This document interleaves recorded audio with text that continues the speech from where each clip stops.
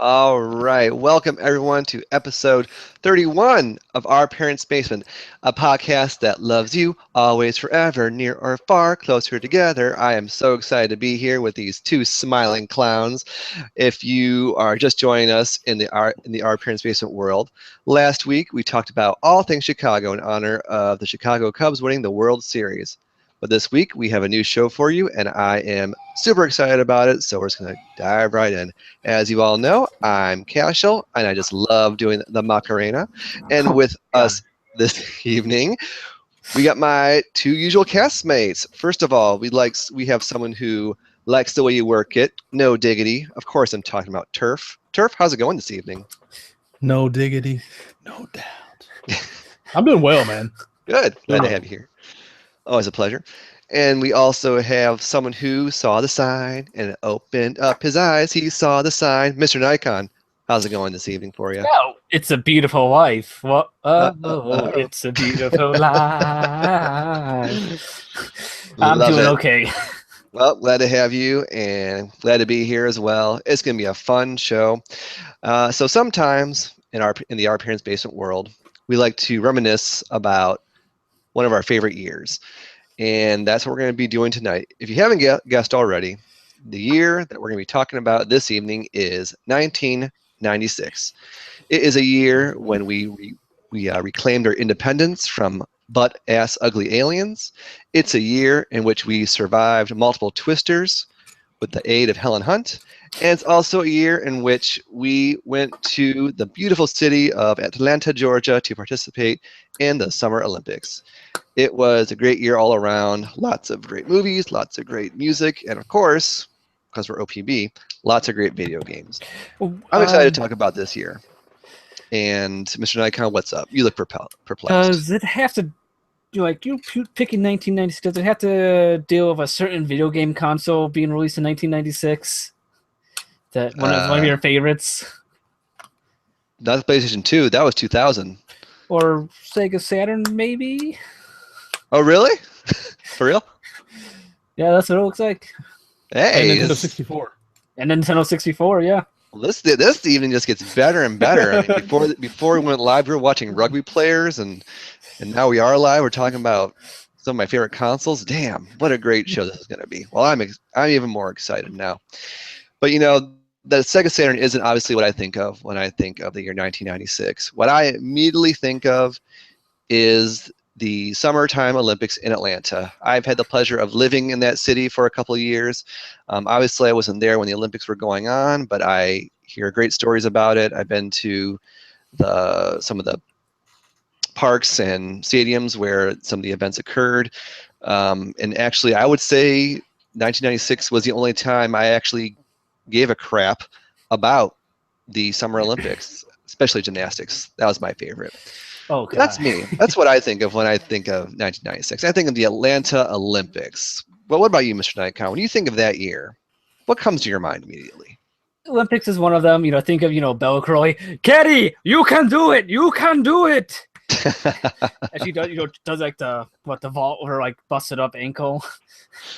Oh, Carrie Fisher. Carrie Strug. Carrie Fisher. Yeah, Carrie Strug. Run, Carrie. Yes, her. Yeah, I remember that. There wasn't a dry eye in the audience with that. I mean, she had a busted ankle. She did the vault. She landed on that busted ankle. You heard everyone go ooh when she landed, but Yeah. Hey, she got a good score. She came back. She did it. She's like, hey. Then she crawled off the mat. And he's carrying her onto the podium. Yep. The Magnificent Seven. That's what they were. The 1996 U.S. Olympic men's basketball team, the Dream Team. Was it Dream Team? Dream Team 2. Yes. Was what Charles? The Dream Team 2. That wasn't Yeah, it wasn't the original Dream Team. It was the next time. Next gen. 92 was the Jordan and Bird and Magic Johnson, and there will never be a better gathering of basketball talent and ever. So none of them were in the 96 team? They were, let's see, I believe John, I'm trying to find the. Oh, here I got it. Trying to find the 96 roster. Charles Barkley, Penny Hardaway, Grant Hill, Karl Malone, Reggie Miller, Hakeem Olajuwon, Shaquille O'Neal, Gary Payton, Scottie Pippen. Oh, okay. Mitch See, Raymond, Pippen, Gary David Payton, Robinson, and John Stockton. David Robinson, John Stockton, Karl Malone. So they got about half of the Dream Team back. Okay. Cool. Yeah, I feel From like, the yeah, Olympics. All-star team. So yeah. I mean, No, it was no amazing. Jordan. Oh, he was Jordan probably wasn't on better, there. right? Yeah, that's Uh, right. When he was coming back after he retired. Gotcha. Right. Magic Johnson wouldn't have been on that one. Larry Bird wasn't on that one. Christian Laettner wasn't on it because Christian everybody Slater. hated him. Christian Slater wasn't on it either. He was making Young Guns. Actually, no, he wasn't. He wasn't. He was already unemployed by 1996. Yeah. I'm just looking at the score results for that. The U.S. beat China 133-70. Oh, bless their hearts. They try. What about you, Turf? When you think of the year 1996, what immediately pops into your head? Honestly, 1996 there's two things. There's the Dream Team 2 because I was actually me and my dad tried to get tickets to go to Atlanta. We were going to watch some games and it just didn't pan out. I mean, they did some of the games sold out, like the finals. Yeah. And the tournament play sold out real quick, and we're like, well, do we really want to go try to fight to go to Atlanta just to watch preliminary games? We may or may not get to watch the U.S. play. I was in high school and I was playing high school basketball, and basketball was life. So that was one of those things. Life. Traitor. Well, well, I was getting older. See, 1996 also was a big year because the Nintendo 64 came out. That's another thing which I knew it was like I wouldn't. You know that the 2006 Olympic or not the 1996 Olympics happened in 1996. I didn't know exactly when the 64 came out until I got to looking for this. Oh, well, yeah, I knew it was sometime around then, but it was in the summertime. Came out. It was in the was it or was fall? it summertime. I want to say summer or fall. Oh well. Anyways, But either way, so Nintendo 64, Dream Team 2, and some of the best movies ever made in my opinion. Mid-90s movies, there's nothing better. I mean, you had great hairstyles, you had crazy fashion, and the acting was pretty good, and it wasn't the best, but it was pretty good. And during the introduction, I mentioned a few movies. I mean, Independence Day, 1996. This Great, is one of the best speeches ever in the history of when July 4th will no longer be an American holiday. When Lone Star's up there making that speech. Is it wrong that every time I see Bill Pullman, I think Lone Star from Spaceballs? Thanks. He can never get past that for me. And that's okay, because that's a phenomenal piece of cinematic history. Yes. But yeah, that's one of the best speeches ever. Oh yeah. It will forever be our Independence Day. It will not just be an American holiday. This will be the day that we would not go silently into the night. Whatever he says. We would not vanish without a fight. He was rhyming too. Damn, he was. I don't think he meant to. I think it just happened. Little poet there. We're kind of on the topic of the movies of 1996. I have two lists because I'm a list maker, and I got the top 10 movies of the top 10 money making movies first of the year. Would y'all care to go over these? Sure. Let's hear these. Let's go for it. We'll start. Number 10, the Arnold Schwarzenegger classic, Eraser. See, I didn't see that one. I heard it was bad. It's not good. It's the whole the premise is that Arnold Schwarzenegger is like the CIA operative, and when people are going to testify in high profile cases, he fakes their death and he erases them. Oh, so that's like his whole deal. He's gonna erase the witnesses, and then whenever it's time that they're alive, so people aren't looking for him to kill them. It was mediocre. I say it's very dated. It's very early. I think it's very early internet-y too. Early, like Sandra Bullock, the net internet-y, or am I mixing those two up? I don't know. It had to either way. That whole time would have been early internet-y, so I'll give you a pass. I'll just agree. I haven't watched it since. I got a question about this now. So when I think Arnold Schwarzenegger, I think explosions and special effects and ridiculous script. Does it have all that? Yes, Then what was the problem then? The guns. What was the problem? Yeah. Okay, have you seen like the early Arnold Schwarzenegger, or not to say early, but like the early '90s, like Terminator 2? Yeah, of course. That's kind of what everybody thinks about. They think Terminator. Mm-hmm. This is not good. It's not Terminator. It wasn't bad, but it's like a TBS movie. Like if it that's pretty well Made for TV good way to put it. type of thing. Maybe not made for TV, but it's something that you would come over Thanksgiving. You know what I mean? Gotcha. So Yeah. All right. It's always on TBS. So simple. One of those movies. all right, What's number number 9. Yeah. Number 9. Now this is one that is actually a decent flick. This is one that it made plenty of cash. This one said, "Show me the money." This is Jerry Maguire. Ah, yes. Been a long time since I've seen it, so I barely remember it. Cuba Gooding Jr. and that little kid that I don't remember his name. Jonathan Debnicki. Oh, have you seen him nowadays? Mercy. Was he ripped like Jesus or something? Yeah, I'm not even like trying to be facetious. He's more cut than a diamond. It is crazy how in shape this kid is. Bastard. Shining like a diamond. All right. So Jerry Maguire, show me the money. Then the Eddie Murphy classic, The Nutty Professor. Oh, if you don't think The Nutty Professor is funny, there's something wrong with you because that movie was funny. Yeah, who doesn't love Bobby Love? The first one was good. Bobby Love. The sequels. Yeah. Well, the sequel had Janet Jackson, so I like that because I'm biased. But the first one, though, who was the main chick? What was her name? I'm pretty sure that was Eddie Murphy too. I'm not not that positive on that, but I think it was. I don't remember. Hercules. I was hoping someone would do that. Thank you. Hercules. Come on, Cletus. Come on. You can walk over, but you limp back. Jada Pinkett. Jada Pinkett. Okay. Or now Jada Pinkett Smith, or no longer Jada Pinkett Smith. I don't know. She had that classic '90s Vidal Sassoon asymmetric bob. I was like, work, bitch. Anyways, number 7. Number 7, the Mel Gibson absolute train wreck, Ransom. Oh, yeah, I've seen that. I've started this movie about 47 times. I've never finished it. I don't know what it's about. I fall asleep about 7 minutes into it.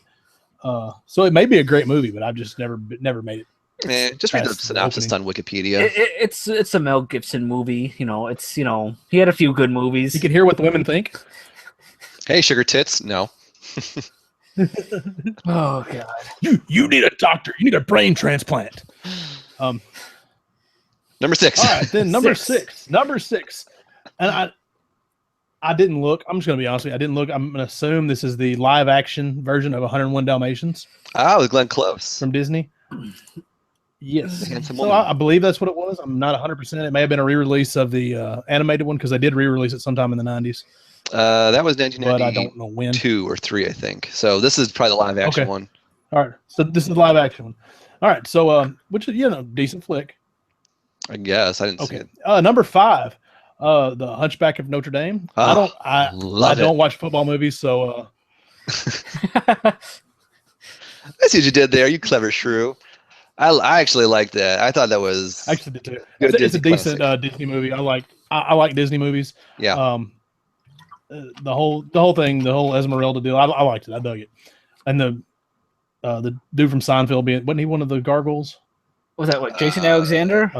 Yeah, Jason Alexander was one of the gargoyles. I think he's pretty funny. He was Hugo. I don't remember his name. I just remember the short fat one. I think. Cool. All right, number 4, and like no joke, this is one of my favorite movies, and it's one of those TBS movies that always comes on. The Rock, with Sean Connery and Welcome to the Rock. I didn't see it. You haven't seen The Rock? I have not seen The Rock. Oh, you need to smell what this one's cooking. It's that was a different Rock. Anyways, you really, no joke. You need to take the time and just turn your brain off for a little bit and watch The Rock. It's so much fun. Okay. It's kind of word for it. Nicolas Cage is he's a tool, but Nicolas Cage is in there. Is he playing himself still? I'm Nicolas Cage. Sean. Not as much. It was before he got so stereotypical and they put his head in there with the bees. It was before that. Before that, So he was gone okay. back in the movie. Where's my brother? That whole thing. Yeah, it was Okay, good. Yeah. Then see, number 3 was actually I really enjoyed this movie when it came out. Mission Impossible. Yeah. Okay. The first one was really, really good. Fun Hollywood flick. It kind of went downhill because they got away from like the espionage part, and it's just good excuse for Tom Cruise to hang off the side of a plane. I don't even watch them when they come out anymore. But the first one I dug. I like the TV shows better. I didn't even see the TV shows. Oh, you should have read the book. And there's a book. Jeez, see, I know there's not a book. Oh, okay. All right, number 2, the movie that brought us all the flying cows, Twister. Wait, that was Helen Hunt in that, right? Yeah, it was Helen Hunt. Okay, I was making sure. I think her brother Mike might have been in it too. Okay. I wish people who download this can sometimes see visions of what's going on in the video. That deadpan that was golden. That was a great the number 1 movie of all 1996. We would always like to call this one our Independence Day. All right. Will Smith saved us from aliens. Bill Pullman was there to help. Cousin Eddie flew a plane. It was a good time. Jeff Goldblum. It was a blue light. Jeff Goldblum was not laser beam of theirs. Jeff Goldblum. Okay, let's just back up and how ridiculous the ending of that movie is. Spoiler alert: they give the alien spacecraft a computer virus that apparently he understands this alien computer language well enough to write a virus to attack the computer and bring the whole system down. It's like this is binary. I know this. Yeah. It's repeating. It's a pattern. It's a countdown. It's a countdown. Enough fat ladies. You're obsessed with fat ladies. And Brent Spiner in there. Release me. Release me. No peace. Okay, Dana. I just think that the light that comes from that giant spaceship, it was like the soft, glowing blue, nice and peaceful looking, and all of a sudden, boom! Shit got. And they blew up the White House. Like when you were watching that, and they blew up the White House, you're like, dude, that just got real. It was cool. Yeah. As ridiculous as looking back and being borderline adults that we are, we know what a computer virus is. We've been around the internet, but this was like that pre-internet time, or like that beginning of the internet where viruses were scary. Yeah, computer viruses were a scary thing that nobody understood except for dudes that wrote them. There was no malware or cookies or bots or anything like that. Yeah. You just thought, whoa, it's going to bring down a whole spaceship. That's awesome. Yeah, he wrote a virus, and it made the little crossbones come up on there and everything. It was, looking back, that part's dumb, but the rest of the movie's fun. Yeah. The aliens were kind of weird looking, too. I might be biased because I like, the alien xenomorph look, but I thought those aliens in Independence Day looked kind of Well, they were scary. Awkward. They really were, to me, they kind of looked like the xenomorphs and a predator had a baby. That's kind of what they look like, because they had the tentacle dreadlock things. Yeah, I guess so. I can see that. I don't know. That's what I kind of thought from it. All right, now we're gonna have the fun. This is fun because it's turf time, ladies and gentlemen. This is my top 10/20 / lots of movies that came out in 1996. Are there enough minutes in this podcast to go through 20 turf time movies? We'll be quick. Just kidding. And yes, they are. I've got your attention, kids. Buckle up. All right. Now, this is just came out in order that they came out. This is no particular order. Just I was going to make a top 10 list, and I got to making these. I was like, no, there's way too many to make a list. I got to put this one in. I got to put this one in. I got to put this exactly. one in. That's what I did. Starting off, and a lot of these I still quote, and I accidentally do, and I don't realize I do. Don't be a menace to South Central while drinking your juice in the hood. The Wayans brothers classic. Mm-hmm. Bone check, full bone check. Anyways, that's a good one. The Pauly Shore cinematic masterpiece, Biodome. Oh yeah. Oh, is that and your favorite Baldwin brother? Brendan Fraser was in that, I think. Steven. No, Brendan Fraser. That was, you're thinking of Encino Man. No, it was Pauly Shore and I think Stephen Baldwin. Yeah. Oh yeah, Stephen Baldwin. Wait a minute. Biodome, right? Yes. Yeah. I think Kylie Minogue was in that too. What? I have No, idea who that is. Biodome? No. She was. She was Dr. Petra von Kant. So whatever that means, she was in it. So I gotta see it now. All right, now the Quentin Tarantino flick. I think he did this. Anyways, From Dusk Till Dawn. Mexican vampires. Look it up. Have you not seen From Dusk Till Dawn? No, there's a lot of these I didn't see. There's a dude. Okay, there's a dude in it. His name's Sex Machine, and he's got a revolver for a thingamajig for the boy bits. My word. And it's not really his boy bits, but it's on his pants, and he does something and it flops open and shoots a vampire. It's awesome. It's dumb, but it's awesome. Was it Selma Hayek's one of the vampires in it? And she's super, super sexy. When is she not? I don't know. I would drink her bathwater. Oh my! Yeah. What's the next one? This is getting racy. All right. Yeah. You think it's getting racy? One of the, no joke. One of the Chris Farley, one of his great movies, taken too soon. Maybe just right when he should have. I don't know, because he's awesome. Kind of like Kurt Cobain. He might have sucked if he'd have kept going. So yeah. Black Sheep, David Spade, and Chris Farley, they're comedy gold. I wish they were still making movies. Yeah. Fat Man in a Little Coat. Man in a Little Coat. That was not from that. That was from Tommy Boy, right? Oh, yeah. Tommy Boy. So it's the same movie. Yeah. It's the same Chris movie. Farley as Chris Farley. It's Chris Farley getting on stage at his brother's campaign going, "Kill Whitey." You know? Died in the Hancock building.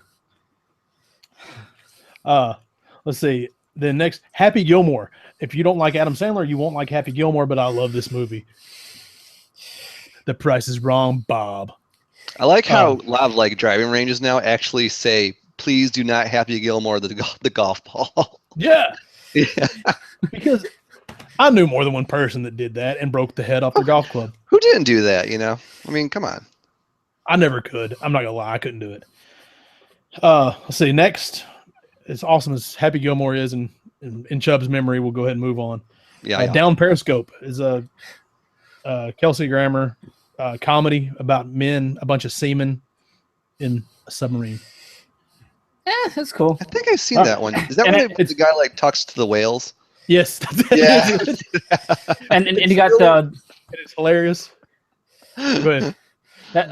Who's in that guy? That guy rips one. I think there's an explosion or something. The sonar guy who has super good hearing could hear everything. All right. What was the name of that movie again? I want to look it up properly. Down Periscope. Okay, I'm looking that up next. It's still. I watched it probably 6 months ago. It's still funny. Fargo. We put Steve Buscemi in a wood chipper. That's always a good time. Yeah. I mean, who doesn't think that's no? And that ridiculous accent. Let's see. Sergeant Bilko, another stupid movie. Steve Martin. He's the motor pool guy. And it's an army. Yeah. He's the master sergeant for the motor pool. Being Steve Martin. Mm. It's good stuff. I put Celtic Pride on here. Daniel Stern and somebody else kidnapped, I think, one of the Wayans brothers, Damon Wayans. Mm-hmm. He plays for the Lakers. Dragonheart. Dennis Quaid is a knight, and Sean Connery is the voice of a dragon. It's an awesome movie. I love it. I'm a dragon. For goodness. I'm a dragon, you bastard. That's kind of how it goes. That's 75% of the movie. It's really good movie. Then Jim Carrey showed up with a lisp. Cable guy. So what are you trying to say? That's a very quotable movie. These are all, they hit me right when I was 15 years old. So I know all of them by heart. Then there was I had to put striptease on the list because I was 15 years old. And for some reason, Google listed it as a comedy. I think it is. Is it because it's so bad it's good type of thing? I never seen it. I'll tell you what. There's one line in that movie that Burt Reynolds is in it, and he's like a senator or Mr. something. Burt Reynolds. And he some guy says something about, "Well, I'm his right hand man," and then Demi Moore looks at him and says, "You must be very busy." and I thought that was hilarious. Wait, was this when she was Demi Moore, or was she Demi when she had the emphasis? She was sexy. It didn't matter. Then, once again, because I was 15 years old, Barbed Wire, the Pamela Anderson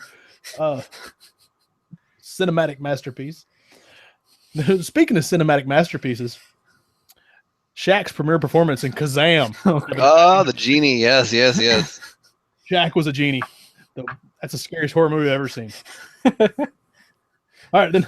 No joke. This is another one of my favorites. And if you haven't seen it, you need to. Michael Keaton is in Multiplicity, a movie where he clones himself. And hilarity ensues. Love it. It's pizza. I like it. Nice party, Steve.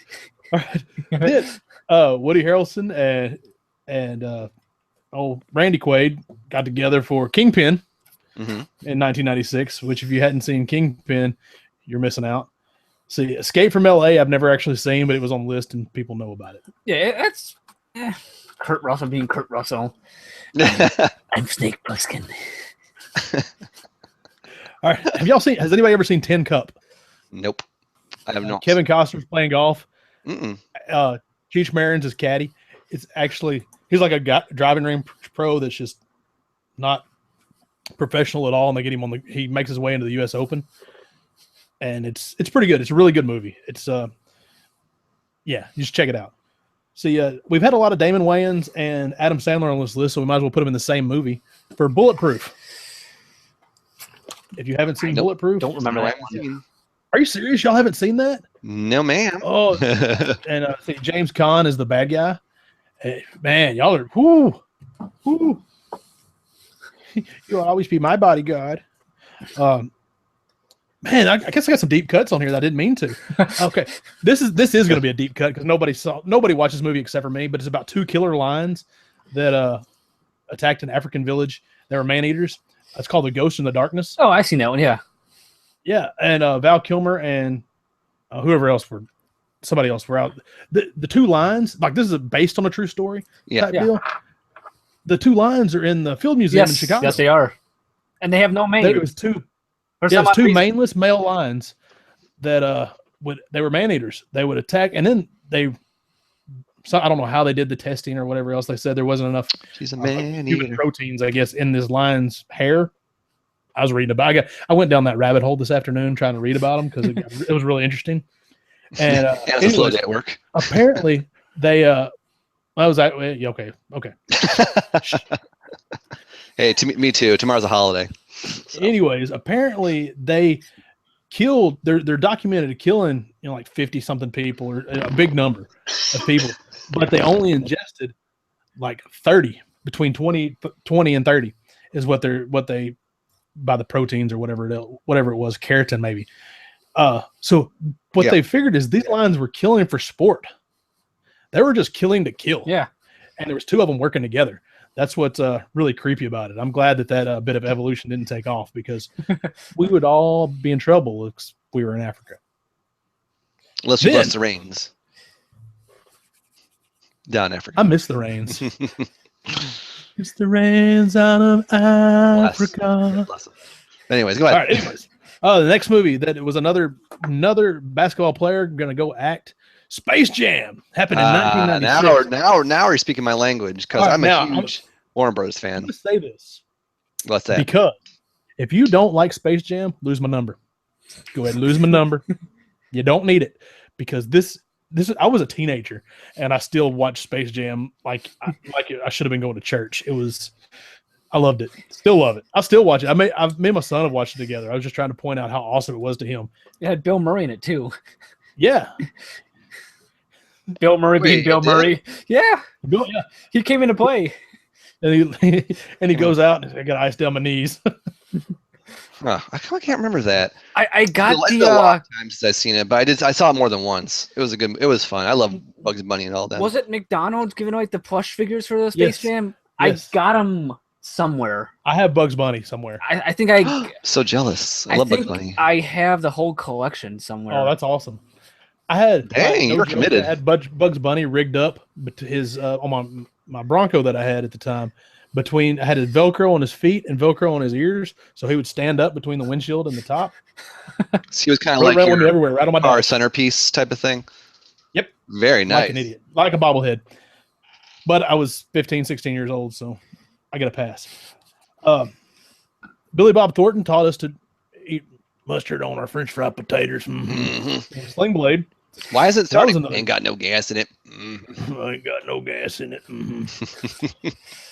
All right, let's see. Another alien movie, Mars Attacks, which I thought it was dumb. People like it, but I thought it was I dumb. didn't know. Sylvester Stallone did Daylight, which they were trapped in like a subway or in maybe a highway tunnel or something like that. It wasn't very good, but it was big. The Christmas classic. This Christmas season, after Thanksgiving, because it's not Christmas season yet, but after Thanksgiving, until like in 3 weeks, I want you gentlemen to take the time. I want you to sit down. I want you to enjoy this family heartwarming Christmas classic. The Preacher's Wife? Jingle All the Way. Oh. I must get to the presents. Get to the presents. When he's like running down the street saying all the reindeer names. I have to get me the tickle me chopper. And then Jimmy needs a chopper.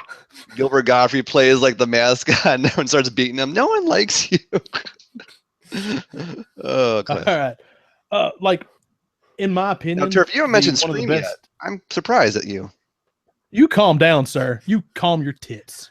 Is that now? One of my, Spoiler alert. One of my favorite, or one of the best slasher movies. I guess this doesn't even qualify as modern times anymore because this was 20 years ago. Oh God, but I feel old. Scream. Like, you know, the 80s had like all those great slasher movies. Laurie Lathan was in a lot of them. Yeah, but then, you know, there was a big lull, and then 1996 rolled around and we got Scream. Yeah, so the return of the whodunit. Like, who is the man behind the mask? You know? Yeah, who was Ghostface? So that was a really cool movie. And then the last one on my list is it had to be the 90s because we had Beavis and Butthead do America.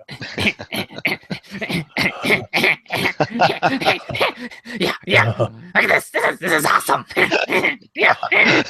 This is pretty cool. I am Cornholio. Hey, Beavis. Yeah. Hold my finger. What? No, pull it, Butthead. Pull it. Oh, your finger, yeah. Yeah. I totally pulled your finger. Don't be such an asshole. You guys do that. That's kind of creepy how well you guys did that without no rehearsal. That was completely unrehearsed. Dear audience, DC, there was no rehearsal for that. There was no planning. They just dove right in, and I got a front row seat to the action. All right, so there we go. There's my 1996 movies. There's probably some in there, but I was going through the list like, how do I pick? How does Daddy pick 10? So we'll just put them all on here, and they make them sit through it. You know, I have to say 1996 movie that comes to mind is The Craft. The Craft, good one. First date. That's the movie we went. You to. What? First date. That would Johnny. Are you serious? Yeah, that's the girl. She wanted to see The Craft. I'm like, okay. Did you like it? I thought it was fun, but it's kind of campy. And did you watch it or just make out? I don't know. We just watched it. You better have watched it. Paid that $9.50 per ticket for her. That's it. Well, that's this was another 1996. It wasn't $9.50 back then. It was $5.50. Yeah. I was. We were in America. Inflation. Whatever. All right. So guys, there's my movies. I talked a long time. Basement. So I mean, as much as I love the movies and some of the music, I mean, we can't have an episode of OPB without talking about some of the video games. I mean, this was a great year for video games. Am I right or am I right? Yeah. When you're right, you're right. Exactly. And this time, you're always right. So who else here besides me played Super Mario RPG? Am I the only one who got to enjoy that?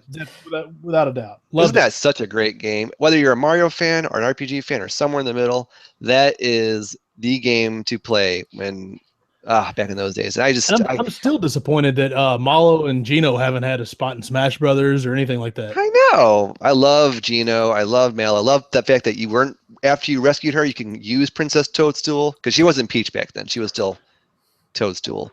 She was great. You played as Bowser. You had a party. I love the chain chomp weapon. Yeah, just you're Bowser. Bam. That was so cool. I was like, you get to be Bowser in this game. How awesome is that? Bowser could And that summon was a rock. He could summon a giant pillar spike by snapping his fingers, and it goes like that. I mean, how cool is that? A team of Mario, Bowser, and Princess Toadstool all fighting for the common good. I mean, only in an RPG. Tell you what, and through Nintendo. So good. from Square. And Square, yes. So that was one that definitely stood out. That was like one of the last RPGs I played. Oh yeah. Because that when we jumped to the next level, the next generation, it Not got so too much complicated. RPG fan, huh? Well, no, I'm 16-bit RPG I love. So but man, 1996 was big. Like probably the biggest thing that happened in 1996 didn't even happen in America or didn't start here. Pokemon Red and Green Right. came out in Japan in 1996. Okay. No blue? It was Red and Green. We got red and they may have got blue. I don't know. I know they got red and green for sure. Really? I'm sure they got See blue it. at I some did point. not know.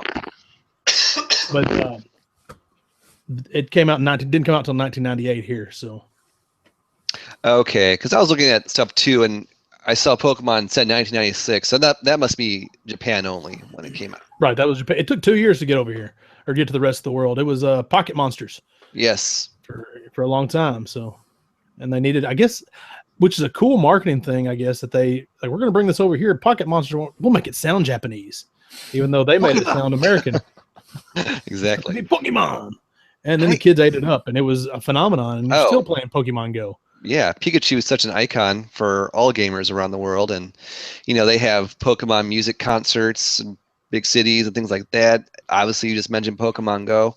I mean, hard to believe that was all those years ago that it got started, and it's still going strong. It's nuts. We're old, brother. We old. Shh! Don't tell anyone that. All right. Well, like we said at the beginning of the show, the Nintendo 64 came out that year. That's, a lot of people hate on it because it's all sports and racing games. That's 75% of it. Yeah, the controller's hard to use, and it looks like a trident. I love the controller. Yes, but you could just go in your butthole while you're trying to play it. No, it was all right. It was. I like the controller, but you could use this analog or you could use the D-pad, and you had a handle for each one. I liked it. I still like it. The only problem I have with it is that the analog stick wears out. Yeah.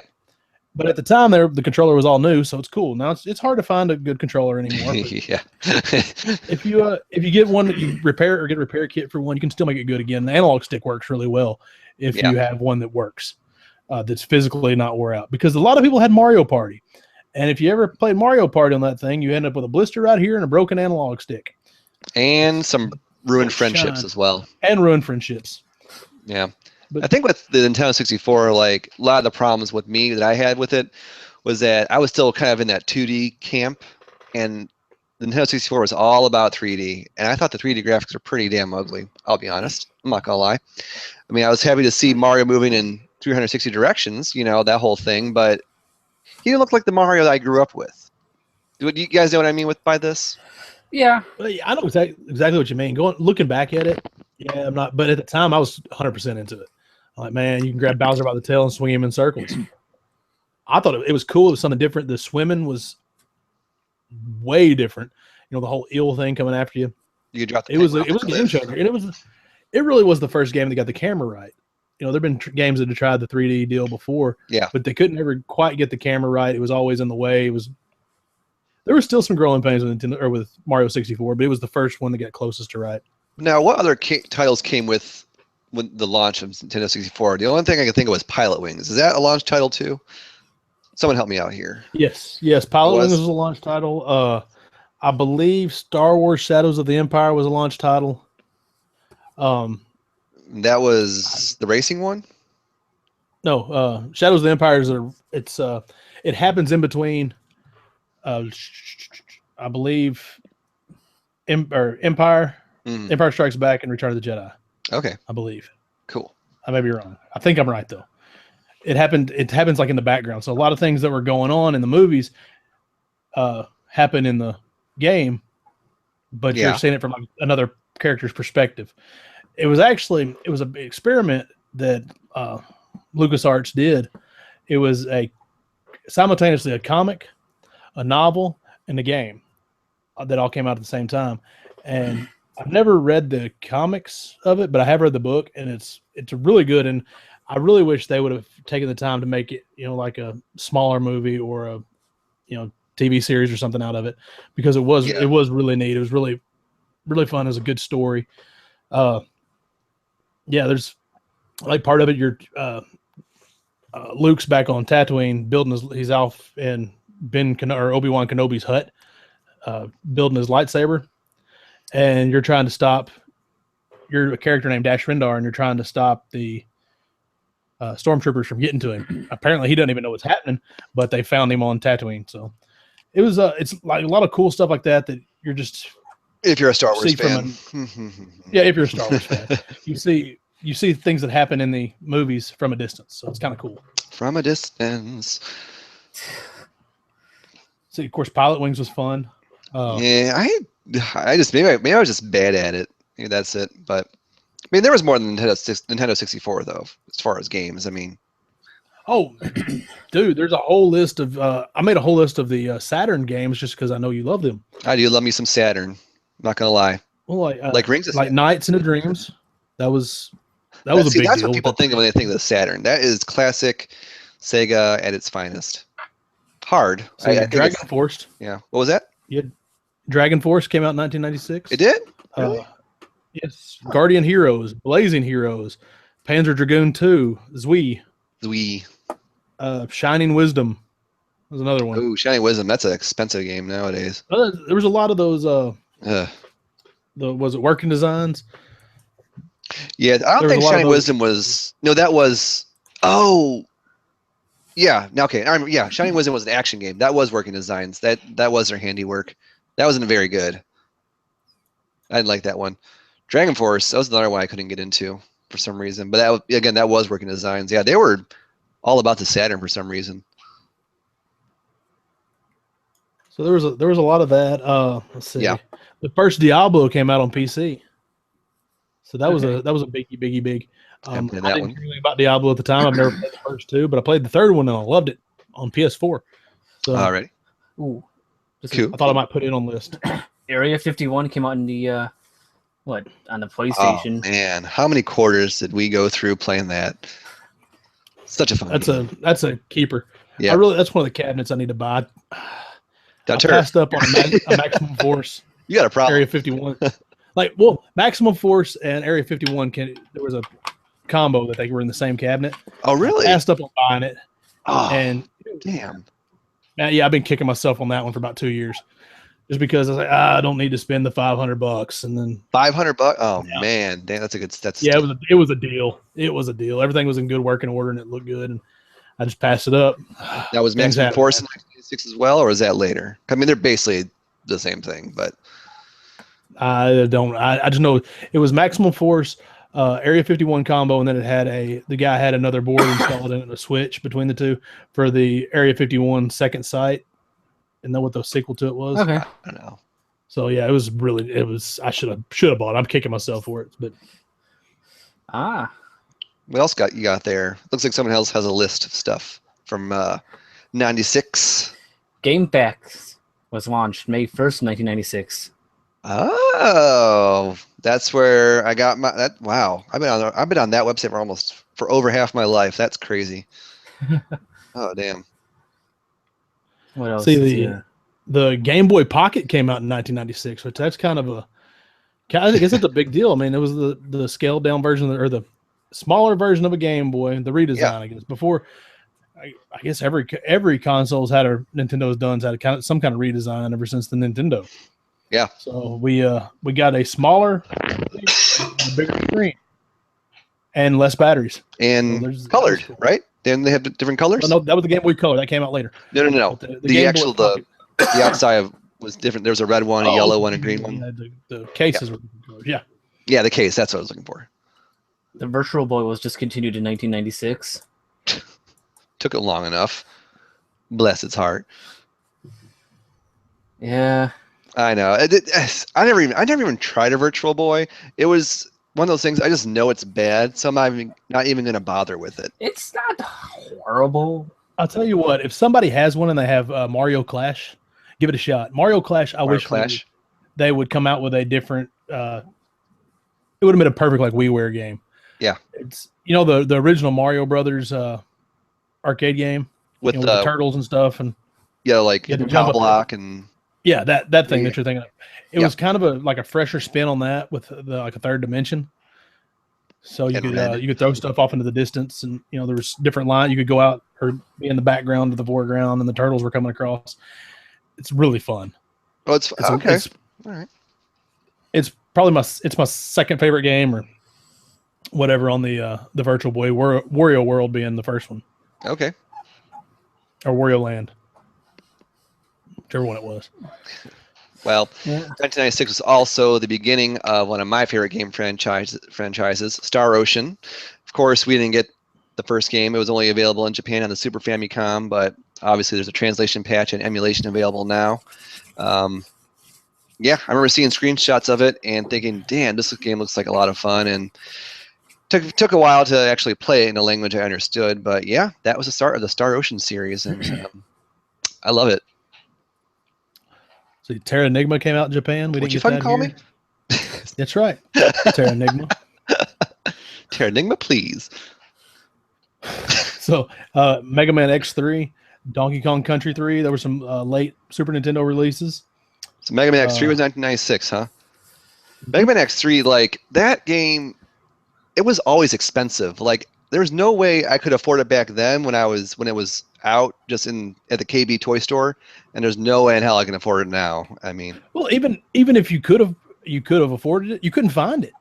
It was such a limited release. You know where I found it? Blockbuster, and I had to rent it. So, man, and then somebody bought that when they cleared it out for like 99 cents.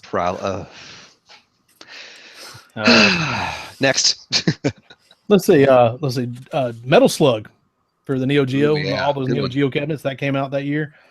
Quake came out for the PC. One of the early first-person shooters that I guess revolutionized things. Could that could people across the internet or whatever it was called at the time play that with each other, or am I thinking of something else? Because Quake was the big to do. I don't know if you could play online, but I know you could play like local. You could do like LAN party. LAN party, yeah. Okay.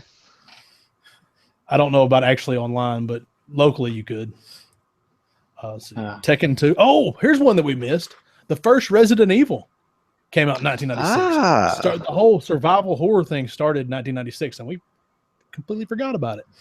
I gotta say though, even back then, I knew it was different. I knew it was kind of scary, but man, those controls. Ugh, I just could not play it because of those controls. Yeah, those tank controls were hard. That honestly probably turned, because I tried it whenever it was new, and that turned me off to it immediately. Is just because it was like you're looking through a security camera while it was while you're trying to play it. That's what it reminded me of. Well, that's a good analogy. You're just watching it up in the corner of the room, and you're having to make dude run. And I don't know. It was like controlling a remote control, tank. When you think about it, yeah. Mr. Duncan, did you play it too? Virtual Resident, no, that one I have not played. You're not missing much. What about you, Charles? What have you got on that 1996 list that you enjoyed? Not too much. I just got the Nintendo 64. Yeah. And see, probably the only one I've really played a lot is the Donkey Kong Land 2 on the Game Boy.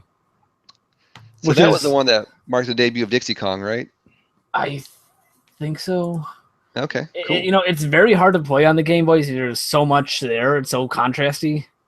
Yeah. Yeah, and the sprites are really big versus the screen. Mm-hmm. So you can't see a lot of what's coming at you. So yeah, it's really pushing what the Game Boy could do. But yeah, 19, I just got like a Super Nintendo a couple years prior to that, so I didn't really get into too many game stuff in 1996. I kind of wish, just looking back, these consoles at like the late releases. I was always one to as soon as the new stuff came out, I had to get the new stuff. And I wanted that Christmas, Mom, come on, you got to get me a Nintendo 64. It's going to be awesome. And I got the Nintendo 64 that Christmas when it came out. I wish I would have been the guy that didn't, that I hung around a little while and got those late release NES games, those late release Super Nintendo games. because there were some dandies that I just missed out on because I was too busy playing Shadows of the Empire to go get Yeah. whatever. I mean, I did play Mario RPG, but Ah, so good. Also hard to find in stores as well. I mean, was it really? yeah. The only time I got to play it was when my friend lent it to me to play at my house. I The never My saw little it in brother a still store. has. My little brother has our copy from when I was a kid. Really? Is it yeah. CIB? No, it's not. It's Damn it. PLAYED. We played the heck out of it. Well, that's what it's all about. Yeah, I mean we made a deal when we got older, and I was collecting the NES stuff, and he wanted the Super Nintendo stuff. I was like, well, you take all the Super Nintendo stuff. It's okay that we have Earthbound and Chrono Trigger and blah blah blah and Breath of Fire and all these other Final Fantasy 2 and 3. You just take the Super Nintendo stuff. I want all the Nintendo stuff. Yeah. The best thing I got out of that was Bucky O'Hare, which is not a cheap game, but compared to Earthbound and Chrono Trigger, he got me. Hey, but he's your brother. He got me bad. He's family. No, it's fine. I'm glad that I know like all the games that I had when I was a kid are still in the family. They're within arm's reach. Except for Super Metroid. The little turd lost our Super Metroid. He's like, I don't have it. I was like, why do you not have it? We got to get it back from him. Well, I wish you would have told me because, I mean, over the years, I've probably sold 10 Super Metroids to other people. I could have had him one. Just give one away as a gift, too. Yeah. Well, yeah, I've given them away. I've sold them, and I've hooked people up. I could have hooked you up, dude. But anyways, 1996 was a fun year. It was a really fun year. It was a fun year. I was entering my late teens, but I still wasn't 16 yet, so I couldn't legally drive everywhere. So stuck at home, watching a lot of movies and playing video games.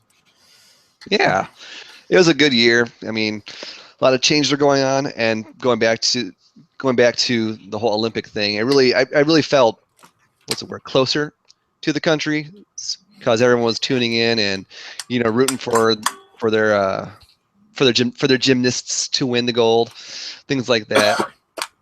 It was a fun year. Games, movies. We didn't talk much about the music. There's time to talk about the music. Yeah, we got time. Yeah. Talked about No Diggity. Talked about Ace of Base.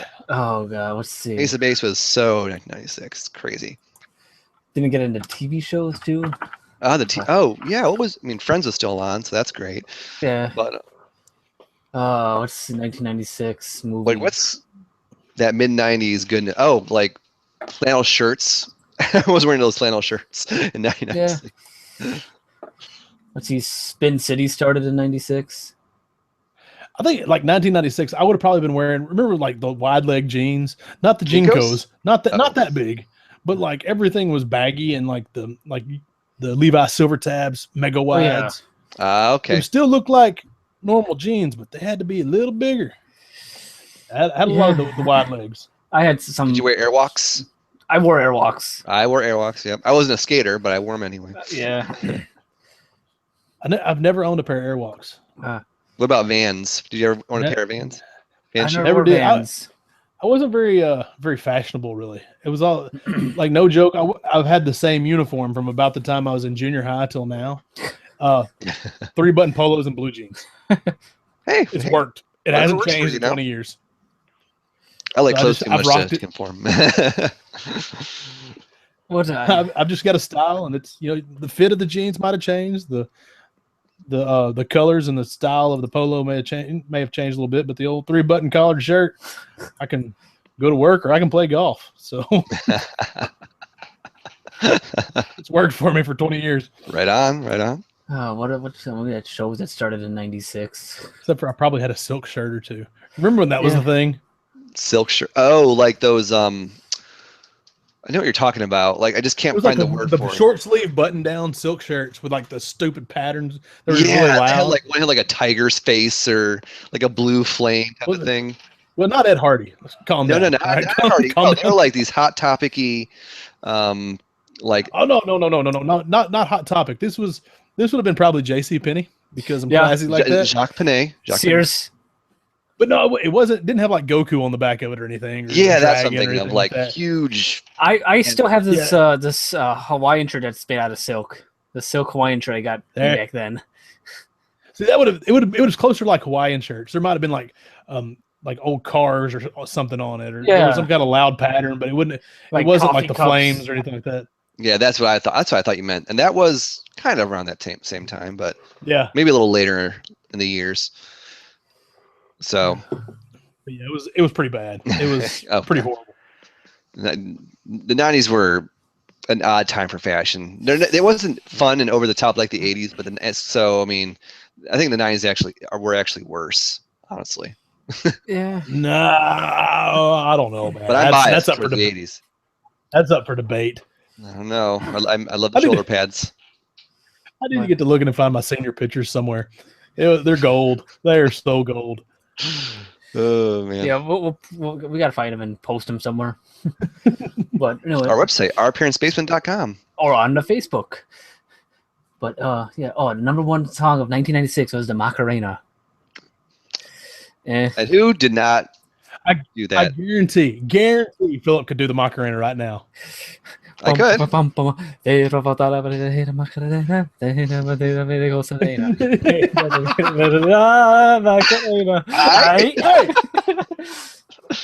Now, if you're listening audio only, you just missed a show. But if you're watching this, you're welcome. Let's see. One sweet so that was the number one song for real? Yeah. Yep. I'm not surprised, honestly. That was everywhere. That was huge, dude. Oh, One Sweet Day, Mariah Carey, Boys to Men. Number 2. Of course it was. Mariah Carey ruled the 90s.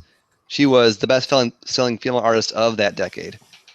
Actually, of male or female artist of the decade. Yeah. So, you go, girl. Because You Love Me, Celine Dion, number 3. Celine Dion? Yeah. The greatest singer in the world? That sounds Russian. No. Anyways. Nobody Knows is number 4, the Tony Rich Project. I don't remember that one. And nobody knows it but me. That's a jam, y'all. Oh, number 6, Give Me One Reason, Tracy Chapman. That's my heart. Yeah, that one. Like a jigsaw puzzle, I've been torn all over. Y'all moved on and I didn't. Give me one That's reason to 5 minutes stay ago. here, and I'll turn my back around. Dang. Yeah, y'all can do that all you want. Number 7. Oh yeah, See you at the crossroads. The crossroads. Bone Thugs. From my hometown, Cleveland, Ohio. Ah. Representing. Cleveland is the city that we come from, so run. Oh no. Quad City DJs number 1, Come and Ride It, the train. Come and ride it, train. Ride it. The choo-choo ride it. Yeah. Come and ride it. Alanis Morissette, Ironic, number 13. Isn't it ironic? Isn't it ironic? Don't you think? Don't you think? It's like rain. Yeah, I really do. On your wedding day. See, that's bad luck. That's not ironic. Yeah. That's just unfortunate. This is a series of shitty events. Like, she just had a bad day. Nothing's ironic. Oh, got a dance song number 23, La Bouche, Be My Lover.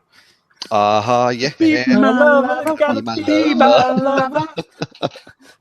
Dude, you passed over California Love, the Tupac Jam. Yeah. California Love. Wait, was that when we lost Tupac? Was 96? Was that year? Probably not. That would have been 98. Yeah, that's why I say 98. Really? Because we lost Biggie Smalls in 97. He came after Tupac. I don't remember. Oh, okay, maybe it was 97. So. Let's see. Jewel, Who Will Save Your Soul? Jewel? Who will save your soul?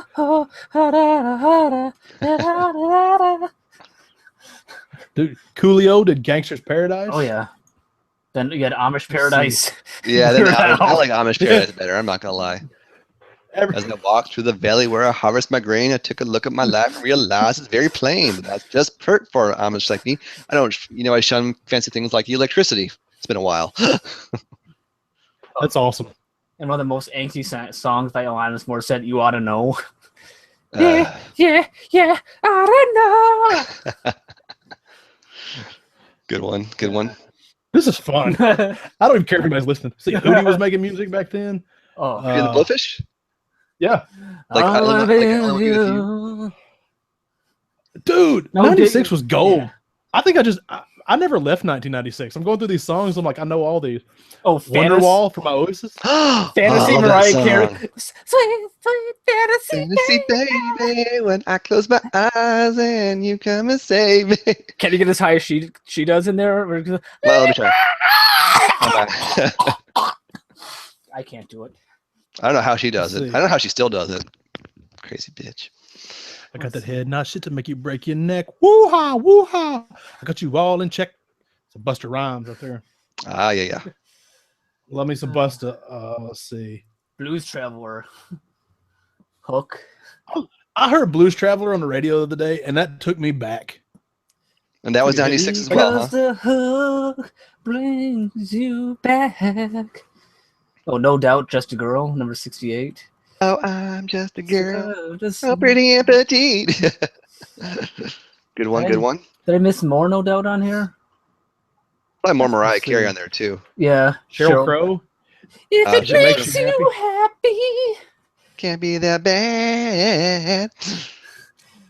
Oh, God. Yeah, Ace of Base, Beautiful Life. Yeah, Ace of Base, like, that's, to me, quintessential in 1996. Oh, and Macarena is technically on there twice. It's on her twice. It's not number one at 98. Dude, I didn't know Metallica had In It Until It Sleeps in 1996. I didn't know that was. Love me some Metallica too. All right, guys, we've hit the time mark. It looks like it. As much fun as we are having, ladies and gentlemen, I think we need to shut her down. Yeah, well, We gotta put her to bed. in conclusion, 1996 was a great year, and I cannot wait for our Parents' Basement to pick another year and go through it and enjoy all the bits and pieces of it. However, I gotta say, 1996 had a lot of fun stuff. Next year, we pick has some big shoes to fill, so Yep. we'll see what it's gonna be.